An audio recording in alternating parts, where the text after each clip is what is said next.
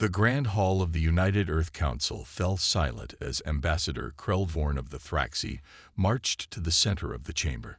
His gray skin glistened under the lights, and his forearms were stiff with formality. The human representatives watched with curious expressions as the alien adjusted his ceremonial armor. "People of Earth," Krellvorn announced, his translator making his voice boom. "For 3,000 years, our species have lived in peace. Today that peace ends." Admiral Helena Chen, head of Earth's defense forces, raised an eyebrow. She glanced at the other council members, who looked equally confused. "The mighty Thraxi Empire," continued the ambassador, "has decided that humanity has grown too comfortable in the galaxy. You have forgotten your place. Therefore, we declare war on all human worlds, effective immediately." For 10 seconds, nobody spoke. The Thraxi ambassador stood tall, clearly expecting gasps of horror or pleas for mercy. Instead, Admiral Chen snorted. Then she chuckled. Soon, the entire human delegation erupted into laughter. "I'm sorry," Chen said, wiping tears from her eyes. "Are you serious?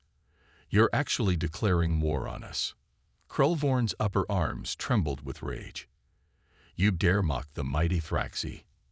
Our warships are already approaching your outer colonies." This only made the humans laugh harder. General Rodriguez was literally slapping his knee, while the European representative had to take deep breaths to compose herself. "Ambassador," Council President Okafor finally said, still smiling broadly, "perhaps there has been some miscommunication. If there are issues to discuss." "There is nothing to discuss," Krellvorn shouted. "The Thraxi have spoken. We will crush your worlds and make examples of your people. Our ancestors remember when humans were primitive and afraid. You will be primitive and afraid once more." With that, he stormed toward the exit, his ceremonial cape fluttering behind him. "Should we stop him?" asked a junior counselor. Admiral Chen shook her head, still grinning. "Let him go. Poor fellow has no idea what he's done." After the doors closed, President Okafor called an emergency meeting. The council members gathered in the secure inner chamber, their amusement fading to serious expressions. "Well," said General Rodriguez, "that was unexpected. The Thraxi have always been peaceable, if a bit full of themselves." "They clearly don't understand what they're up against," Chen said. "Their military technology is at least 5 centuries behind our standard civilian defense systems." President Okafor nodded. "The question is, how do we respond without hurting them? They're basically children playing with sticks against a spacefaring civilization." "I say we let them try their first attack," Chen suggested. "Let's see what they throw at us. Then we can contain the situation without embarrassing them too much." "Agreed," said Okafor. "But we should alert our citizens that this is not a real threat. The last thing we need is for someone to take this seriously and accidentally harm the Thraxi." As the council dispersed, Admiral Chen lingered, looking out the window at the gleaming towers of New Geneva. 3,000 years of peace had transformed humanity. War was now something humans studied in history books or simulated in games. The Thraxi had no idea that peace hadn't made humans weak. It had given them 3 millennia to perfect technologies the Thraxi couldn't even imagine. Chen smiled again. This war was going to be interesting, but not for the reasons the Thraxi thought. Dr. Marcus Webb walked through the glowing holographic archives, his fingers tracing lines of ancient text. The vast underground library of Earth's Historical Institute hummed with quiet energy. His AI partner, Aria, floated beside him as a small blue sphere of light. "I don't understand," Marcus said, scratching his beard. "Why would the Thraxi break peace now, after 3,000 years?" Aria's light pulsed gently. "Perhaps the answer lies in first contact records. Shall we examine them?" Marcus nodded, and Aria projected a 3-dimensional scene from humanity's first meeting with the Galactic Coalition. The images showed primitive human ships, bulky and inelegant by modern standards, facing the sleek vessels of various alien species. "Computer, focus on Thraxi interactions," Marcus commanded. The scene shifted to show a small border skirmish. Human ships, despite their lesser technology, fought with surprising effectiveness against Thraxi attackers. The humans used creative tactics, turning asteroids into weapons and setting traps that confused the alien forces. "Interesting," Marcus murmured. "Even back then, we were resourceful." Araya highlighted a section of text. According to these records, the Thraxi were deeply impressed by human combat abilities. They recommended to the coalition that peace be offered quickly. Marcus frowned. "So they feared us." "It appears so. And humans, being significantly less advanced at the time, gladly accepted peace terms." Marcus walked through more recordings, watching as centuries passed. Humans learned from alien technology, adapted it, and began creating their own innovations. Meanwhile, the Thraxi culture changed little, maintaining traditions that were ancient even 3,000 years ago. Araya, run a comparison of current military capabilities, Marcus said. Araya's form expanded as she processed data. Current Thraxi military technology is equivalent to Earth's capabilities from approximately 2400 CE. That's over 5 centuries behind current human civilian defense systems. "Are you certain?" Marcus asked, surprised. "I've run the calculations 3 times, Araya replied. "The gap is even wider when comparing offensive capabilities. Human theoretical weapon systems, those we developed but never built for actual use, exceed Thraxi understanding by nearly a millennium." Marcus sat down heavily on a bench. "They think we've grown soft in peacetime. They have no idea that humans turned war into a science, a hobby, a game to master even while living in peace." His tablet chimed with an incoming message. It was from Admiral Chen. "First Thraxi attack force detected near Mars. Sending live feed." Marcus and Araya watched as a formation of Thraxi battlecruisers approached Mars orbit. Their weapons charged with visible energy, then fired at Earth's orbital defense station. The golden shields around the station barely flickered as they absorbed the attack. The station itself, designed as a tourist destination with gardens and observation decks, continued operating normally. Tourists could be seen at the windows, taking pictures of the alien ships. "They're using plasma cannons and nuclear missiles," Araya observed. "Technology Earth abandoned around 2300 CE. Marcus shook his head sadly. "They have no idea what they're doing, do they? They're attacking a peaceful species that mastered war so thoroughly we turned it into entertainment." He sent a message back to Admiral Chen. "Historical records confirm. Thraxi mistook our desire for peace as weakness. They believe they're awakening a sleeping giant. They don't realize the giant was awake all along, just bored with fighting."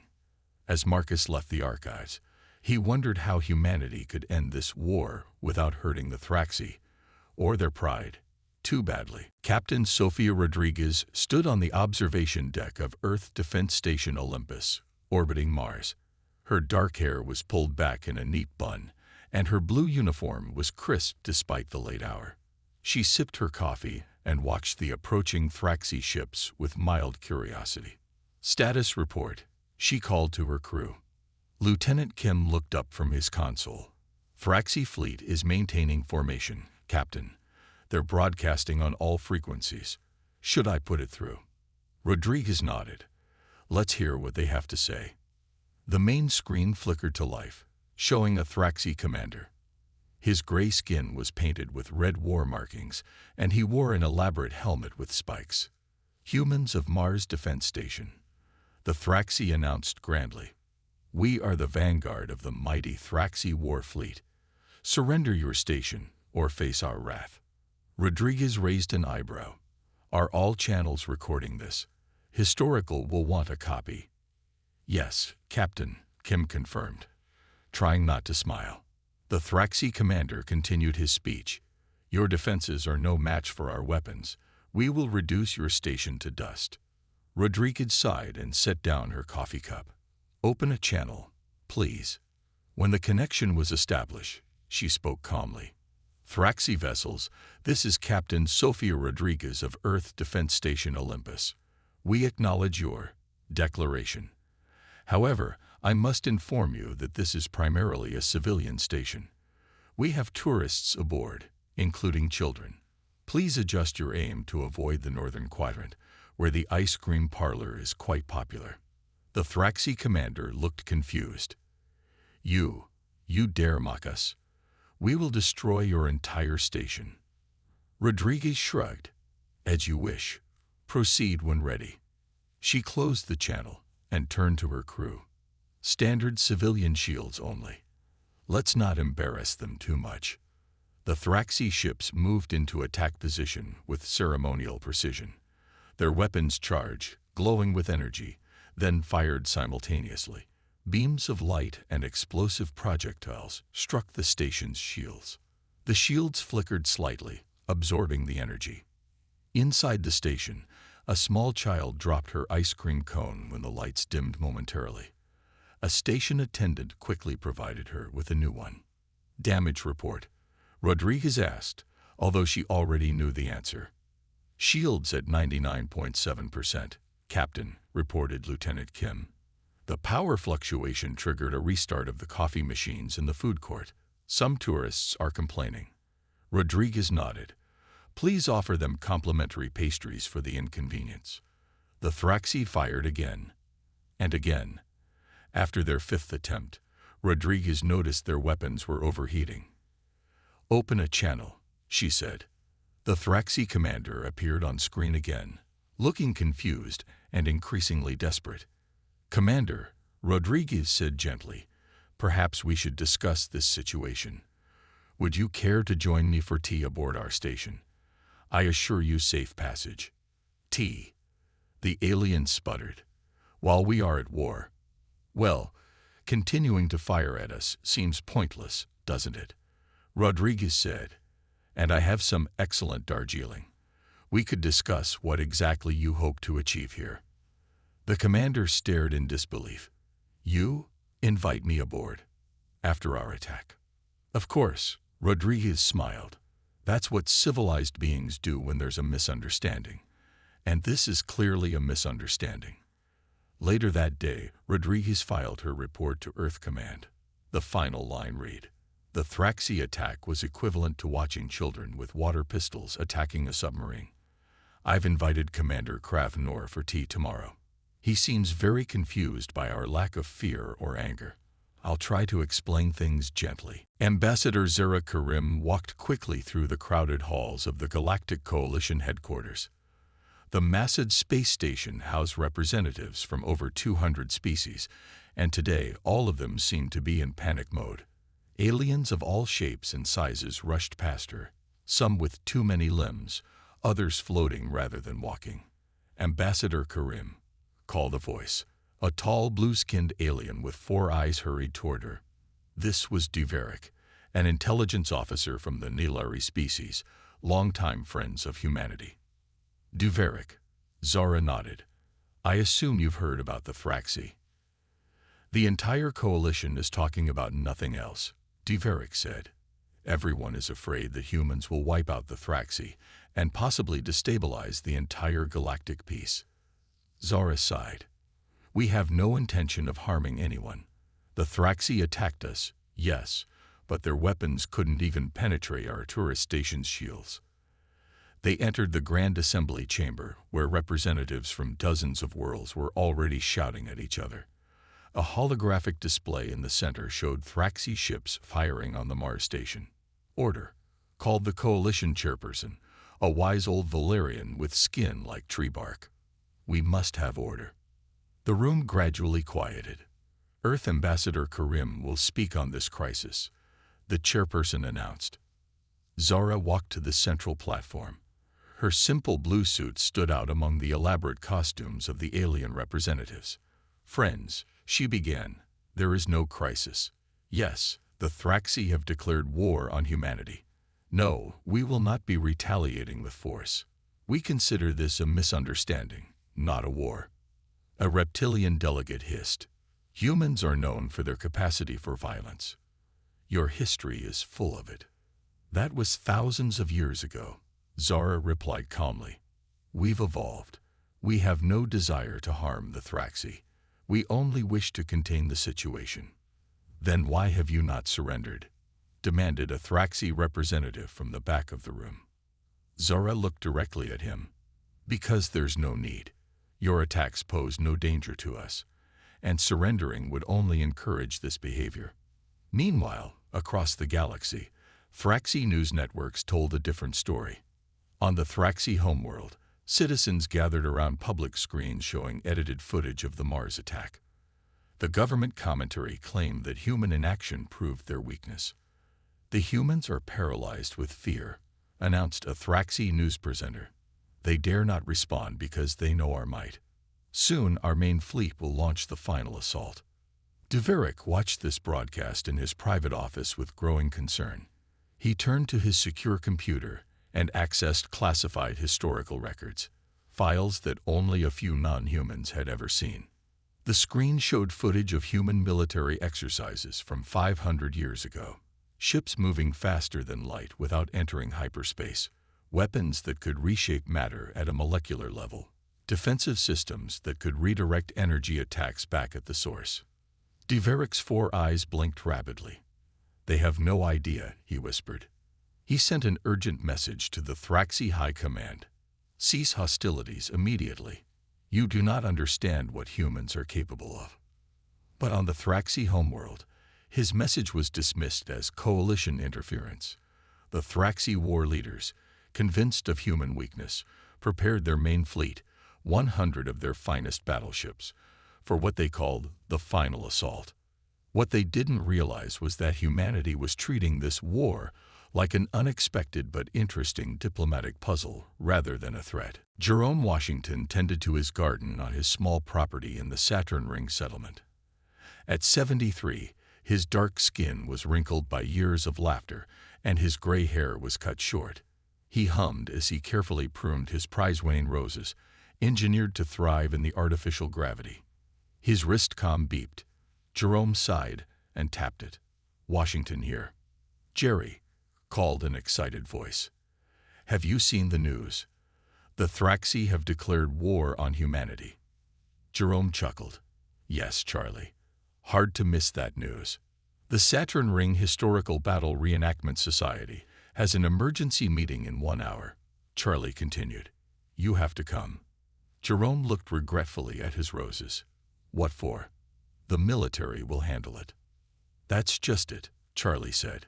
Earth Council is considering letting us handle the next Thraxi attack. Jerome nearly dropped his pruning shears. Us? The hobbyists? 1 hour later, Jerome sat in the Society's meeting hall with 50 other members.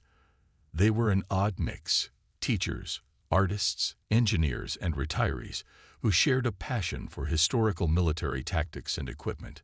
Society President Maria Chen stood at the front, her excitement evident. It's confirmed. Earth Council has approved our request to intercept the next Thraxi attack. The room erupted in cheers. However, Maria continued, we must use only period-appropriate technology, nothing newer than 500 years ago. Some members groaned, but Jerome nodded approvingly. That's fair. We don't want to embarrass them too much. Jerry, Maria said, since you're our best tactical commander, we'd like you to lead the response fleet. Jerome blinked in surprise. In his younger days, he'd been a champion in historical battle simulations, but that was decades ago. Now he was just a retired gardener who occasionally piloted replica ships for fun. I haven't commanded a fleet in years, he protested. It's like riding a bike, someone called. Besides, we're facing technology from 1,000 years ago. Even our antiques outclass them. And so, 3 days later, Jerome found himself on the bridge of the Heritage Asterisk, a lovingly restored warship from the 24th century. Around him, 20 similar vessels moved into formation, all crewed by hobbyists dressed in historically accurate uniforms. This feels silly, Jerome muttered as he adjusted his captain's hat. His second in command, a high school history teacher named Priya, grinned. The Thraxi are approaching Jupiter's orbit. They think they're facing Earth's elite forces. Jerome shook his head. Let's try to be gentle. Remember, no direct hits on their ships. Disable weapons and engines only. As the Thraxi fleet came into view, Jerome studied them on the view screen. They moved in a rigid formation that any first-year tactics student would recognize as outdated. They're charging weapons, reported Charlie from the sensor station. Jerome nodded.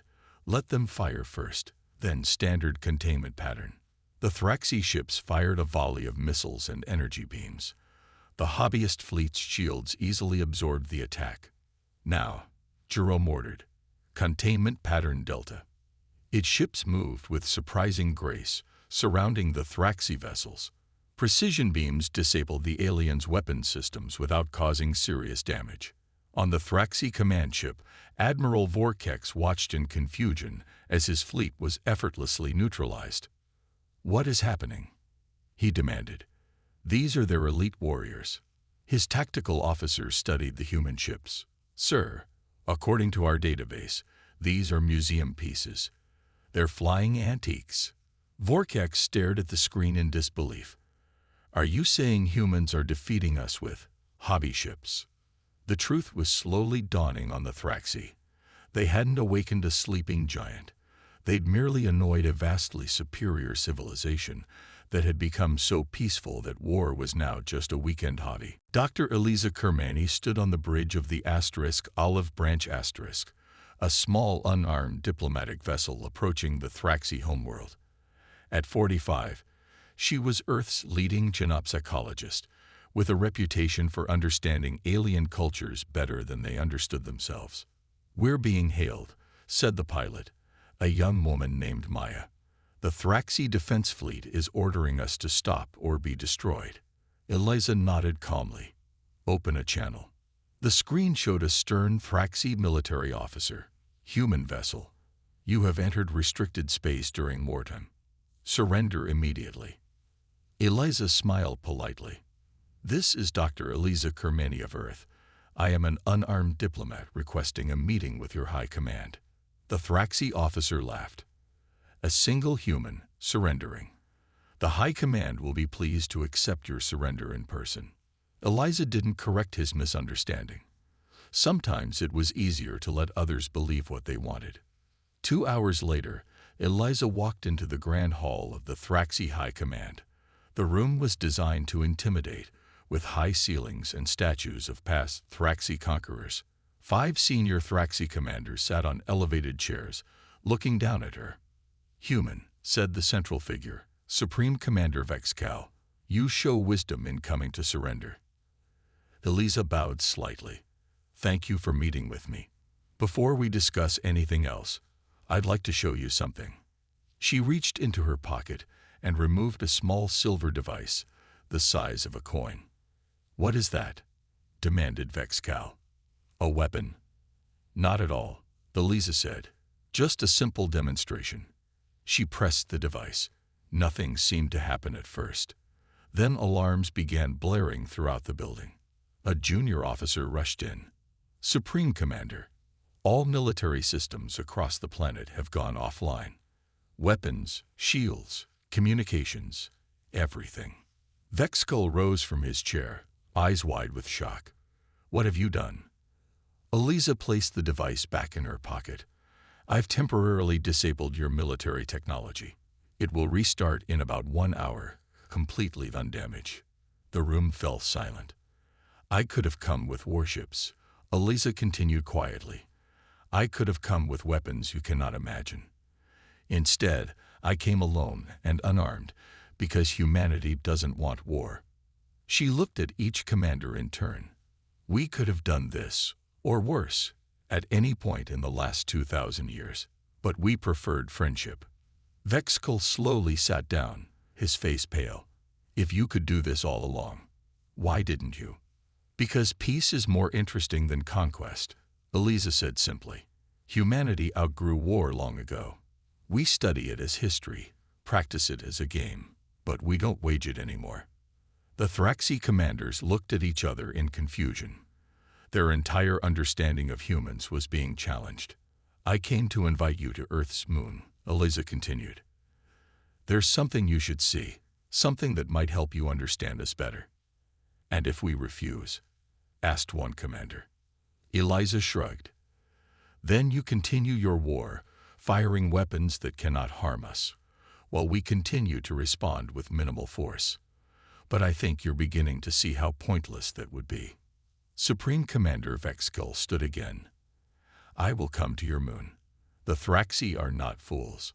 If we have misunderstood humans, I wish to correct that error. Eliza smiled. Excellent. I promise you safe passage and a very educational experience. As they left the chamber, Vexkull asked quietly, that device, could it really disable our entire military? Actually, Eliza admitted, it just sent a signal. The real work was done by systems we placed in orbit around your planet centuries ago, during the early peace years. Just in case. Vexkull had no response to that. Supreme Commander Vexkull and 3 other Thraxi leaders stepped nervously from their shuttle onto the surface of Earth's moon.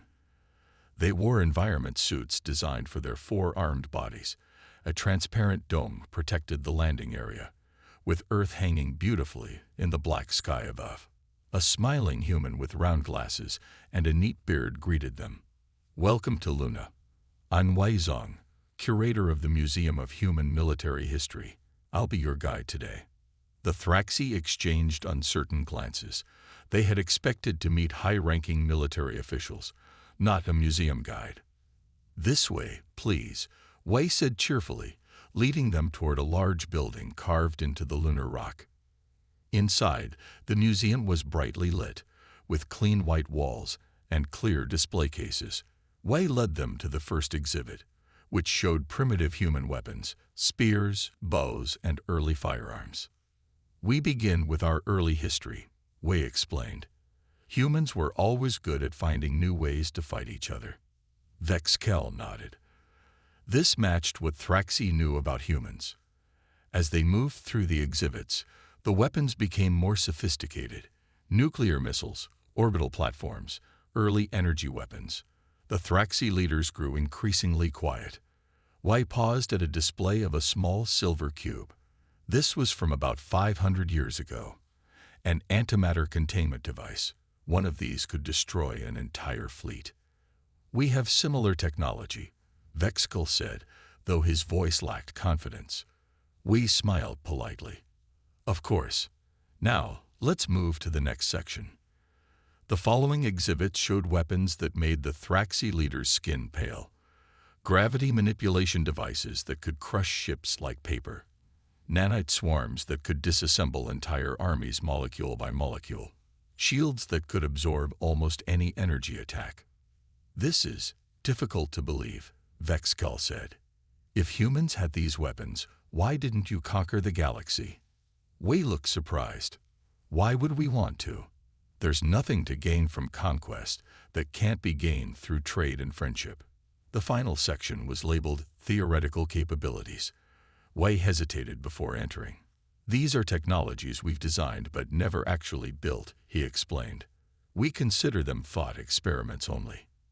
Inside were holographic displays of planet-killing weapons, devices that could alter reality itself, and defense systems that made everything they'd seen before look primitive. A small plaque beside one display caught Vexkull's attention. It described a weapon that could erase a civilization from time itself. Designed 2,000 years ago, but never constructed. You could have destroyed us, Vexkull said quietly. At any point in the last 2 millennia. We nodded. We could have. But why would we? The Thraxi have wonderful art, fascinating philosophy, and excellent cuisine. Destroying you would make the galaxy poorer. As they left the museum, Vexkull stopped to look at Earth glowing in the distance. I don't understand, he said. If you're this powerful, why did humans accept peace when we first met? You could have dominated us. Wei smiled. Because even then, we knew that peace is more interesting than war. Fighting is easy. Living together, learning from each other. That's the real challenge. Vexkel stared at Earth with new understanding. The Thraxi had awakened no sleeping giant. They had simply misunderstood a civilization so advanced that war had become merely an intellectual exercise. 1 month after the museum visit, Captain Maya Okafor stepped into the grand hall of the Thraxi War College. The stone building was ancient, with battle scenes carved into its walls. Young Thraxi warriors stopped their training to stare at the human in their midst. Maya smiled. At 35, with dark skin and hair styled in short twists, she was one of Earth's top conflict anthropologists, experts who studied how different species approached warfare. "Welcome, human," said War Master Kreldax, an older Thraxi with battle scars across his gray face. "Our students are eager to learn why humans fight as you do." Maya nodded. "And I'm eager to understand how the Thraxi view conflict." This cultural exchange program had been Earth's suggestion. Instead of punishment for the Thraxi's attack, humans proposed learning from each other. Dozens of Thraxi warriors were now living with human families, while human experts like Maya visited Thraxi institutions. In her first class, Maya asked the young Thraxi a simple question. "Why did you believe humans would be easy to defeat?" A brave student raised his hand. "Our histories tell us that humans must never be awakened to war. We thought this meant you had grown weak in peace." Maya nodded. "A misunderstanding. Our saying, 'Let sleeping dogs lie,' means don't disturb something dangerous. Over generations, your people twisted this warning into something else." Meanwhile, across the galaxy, young Thraxi warrior Kragvor was experiencing his own cultural shock. Placed with the Chen family in New Zealand on Earth, he was constantly confused by humans. Today, he sat with 10-year-old Lily Chen in their living room. She was playing a popular strategy game on a holographic display, commanding virtual fleets with casual ease.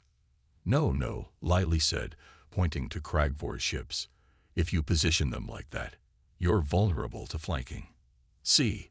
She demonstrated a complex maneuver that Kragvor recognized from advanced Thraxi military academies. "How do you know this?" he asked, amazed. "You're a child." Lily shrugged. "It's just a game. Everyone plays it." Later, Kragvor spoke with Lily's mother, Dr. Chen, a physicist. "Your daughter understands tactics better than our generals," he admitted. Dr. Chen laughed. "Humans turned war into a game centuries ago. Our children learn strategy for fun. They simulate conflicts that never need to happen." "And your real military?" Kragvor asked. "How powerful is it?" Dr. Chen thought for a moment. "We don't really have what you'd call a military anymore. We have defense systems, emergency response teams, and research divisions, but no standing armies or fleets ready for war." "But then how are you so powerful?"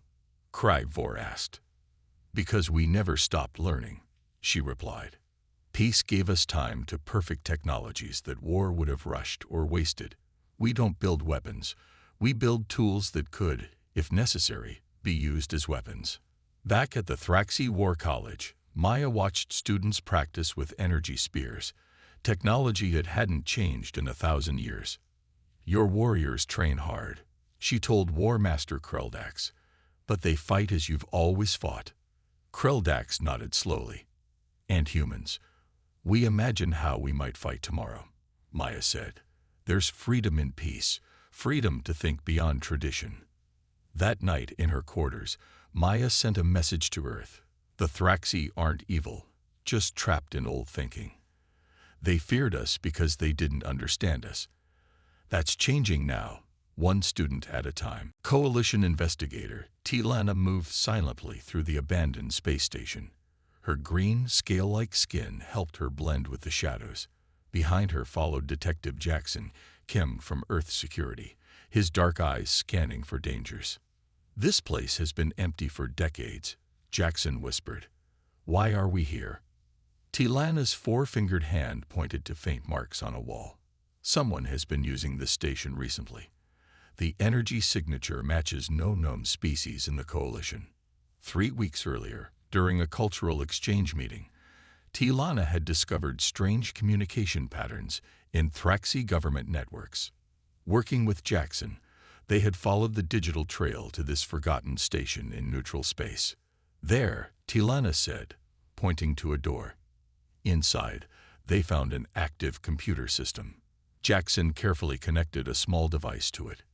"Encryption is unlike anything I've seen," he said, "but my AI can break it." Minutes later, the screen displayed messages and plans. Jackson's face grew pale as he read. "This is bad," he said. "Very bad."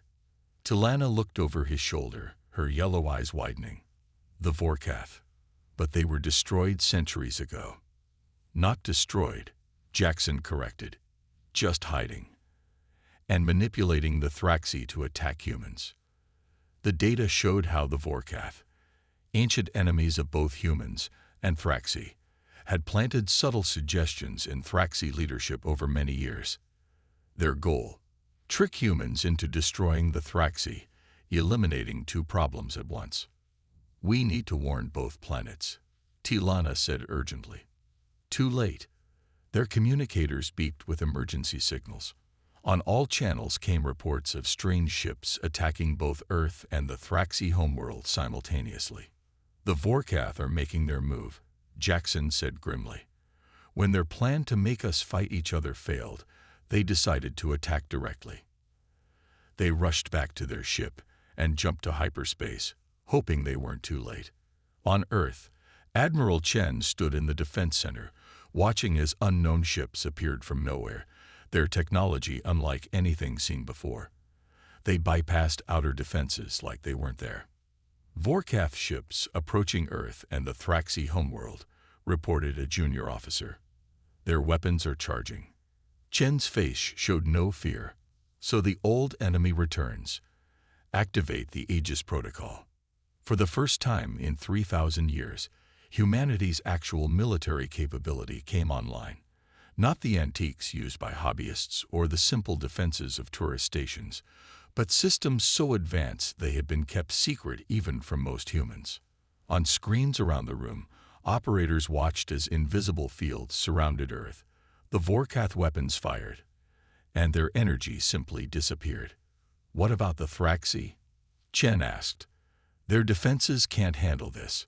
"Already on it," said General Rodriguez. "Defensive shield extension initiating." Across vast interstellar distances, human technology reached out to protect the Thraxi homeworld with the same invisible shield. On the Thraxi planet, Supreme Commander Vexkal watched in amazement as the enemy weapons fire vanished before reaching their atmosphere.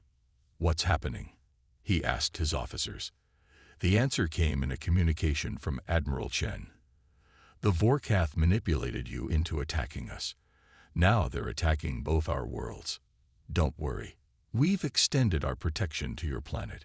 These old enemies won't harm either of us today." Vexkal stared at the screen, finally understanding the full extent of human power and mercy. The great assembly hall of the Galactic Coalition was packed with representatives from every member species. At the center stood the Vorkath ships, or rather, perfect miniature replicas of them, floating in a containment field. Admiral Helena Chen approached the podium, her uniform simple but elegant. Beside her walked Supreme Commander Vexkal of the Thraxi, his posture now respectful rather than aggressive. 3 weeks ago, Chen began, the ancient Vorkath species attempted to destroy both Earth and the Thraxi homeworld. They failed. Images appeared above the assembly, showing how the Vorkath attack had been neutralized not with destruction, but with a revolutionary containment technology. The Vorkath ships now floated in a special dimension, neither destroyed nor free to cause harm. "The Vorkath wanted to trick us into destroying each other," Chen continued. "They nearly succeeded." Vexkal stepped forward. "The Thraxi High Command formally apologizes to humanity and the Coalition. We were manipulated, but that does not excuse our actions in declaring war." Murmurs spread through the crowd. No one could remember the proud Thraxi ever apologizing before. "We expected humans to destroy us in retaliation," Vexkal admitted. Instead, they protected our world when the real enemy attacked. They showed us mercy we did not deserve. Chen smiled. There is nothing to forgive. We understand being manipulated by old fears. She turned to address the entire assembly. For 3,000 years, humanity has maintained peace while advancing our technology. Some believed we had grown soft. Others feared what we might become if provoked. Chen gestured to the contained Vorkath ships. The truth is simpler. We outgrew war not because we feared it, but because we mastered it. We turned our creativity to better pursuits, solving problems instead of creating them. Vexkill stepped forward again, which is why I support Admiral Chen's proposal for a new galactic defense initiative, led jointly by humans and Thraxi. The assembly erupted in cheers and applause. Later, at a celebration in the Coalition Gardens, Vexkill approached Chen privately. There is one thing I still don't understand, he said. When we declared war, your council laughed. Why? Chen smiled, watching human and Thraxi children playing together nearby. The children were reenacting the war as a game, giggling as they pretended to fire imaginary weapons at each other. Sometimes, Chen explained, laughter is humanity's way of processing absurdity, and nothing was more absurd than being feared by a species we had only ever wanted as friends. She watched the children play. Look at them, already turning conflict into a game, just as we did. A human child and a young Thraxi were pretending to be fleet commanders, but they kept changing the rules to make sure everyone had fun. That's our true strength, Chen said softly. Not our weapons or shields, but finding the wisdom to laugh at war rather than wage it.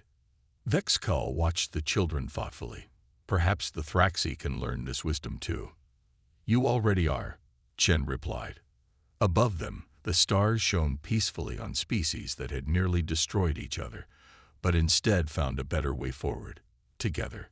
The war that began with human laughter ended with shared understanding, proving that sometimes the best response to aggression isn't force, but the simple recognition of its absurdity.